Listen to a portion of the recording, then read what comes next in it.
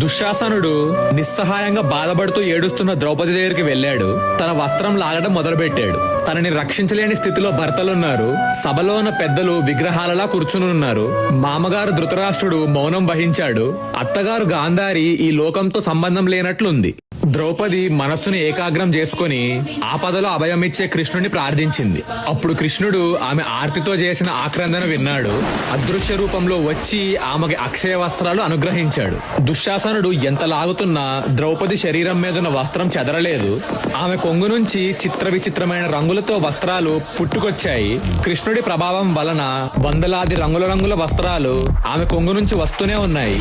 దుశ్శాసనుడు ఎంత లాగినా ఆమె కొన కొంగు కూడా కదల్లేదు. సభలో కలకలం చెలరేగింది. ద్రౌపది మహాసాధ్వి అని సభలో ఉన్న వాళ్ళందరూ రియలైజ్ అయ్యారు. దుశ్శాసనుడు ద్రౌపది కొంగు నుంచి పుట్టుకొస్తున్న అక్షయ వస్త్రాలు లాగి లాగి అలసిపోయి సిగ్గుతో తల వంచుకొని కూలబడిపోయాడు. ద్రౌపది చెప్పలేని అవమానం నుంచి బయటపడింది. కానీ ఆమె పట్ల తలపెట్టిన ఘోర కృత్యాన్ని భీమసేనుడు సహించలేకపోయాడు. కోపంతో ఇలా అన్నాడు: క్షత్రియ వీరుల్లారా, ఈ దుష్టుడు దుశ్శాసనుడు చేసిన ఘోర కృత్యానికి ప్రతీకారంగా నేను చేసే ప్రతిజ్ఞ వినండి. భయంకరమైన యుద్ధంలో ఈ దుర్మార్గుడి గుండెల్ని చీల్చి రక్తం తాగుతాను. ఇటువంటి ప్రతిజ్ఞ ఇంతవరకు ఎవరూ చేయలేదు, ఇక ముందు ఎవరూ చేయలేరు. నేను గాని వీడి వక్షం చీల్చి రక్తం తాగకపోతే నాకు జీవితానంతరం ఉత్తమ గతులు లభించకపోవుగాక అని అన్నాడు. అప్పుడు కర్ణుడు, దుశ్శాసన, ఈ దాసి ద్రౌపదిని నీ ఇంటికి తీసుకుపో అని అన్నాడు. దుశ్శాసనుడు నేల మీద పడి ఉన్న ద్రౌపదిని బరాబరా ఈడ్చుకుపోవడం మొదలుపెట్టాడు. అప్పుడు ద్రౌపది ఆర్ధనాదాలు చేస్తూ, నేను దాసినో కాదో ఇప్పుడైనా చెప్పండి అని సభలో ఉన్న వారందరినీ వేడుకుంది.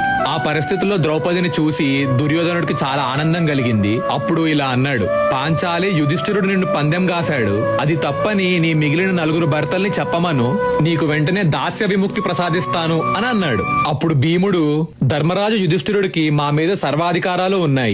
ఆ మహాత్ముడి మాటలకు బద్దులమై ఇలా ఉండిపోయాము.